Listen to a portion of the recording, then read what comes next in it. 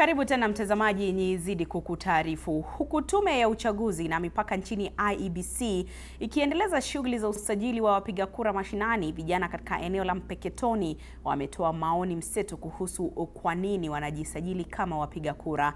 Baadhi ya vijana hao wanadai kuwa ni wakati wa vijana kujitokeza kwa wingi kote nchini kujisajili kama wapiga kura ili wafanye mageuzi ya uongozi wakati wa uchaguzi mkuu wa mwaka 2027.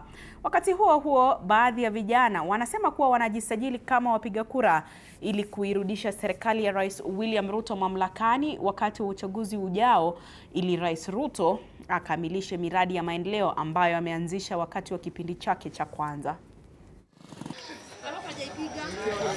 Nimekuwa nikiangalia kazi ya rais, amekuwa akifanya kazi mingi sana na ambazo zinaonekana. So kama hapa Lamu ameweza kusaidia, kuna ile cotton ginnery ambayo inaendelea pale saidi za Lekiamu. Ukienda pale saidi ya Mapenya kuna factory ya coconut ambayo inaendelea. Kuna agenda yenye imetimizwa ina support kijana, na upande wa upinzani wanatusaidia kwa sababu tumetoka kama vijana kupigana na serikali. Kifagio tuko nayo ni kura. Ile vita ambayo tunaweza pigana nayo ni vita ya kura. Kwa hivyo nimekuja kuhakikisha kuwa mimi niko tayari kuhakikisha kuwa hawa viongozi tutawaondoa ili tuweke viongozi ambao wataendesha Kenya vizuri.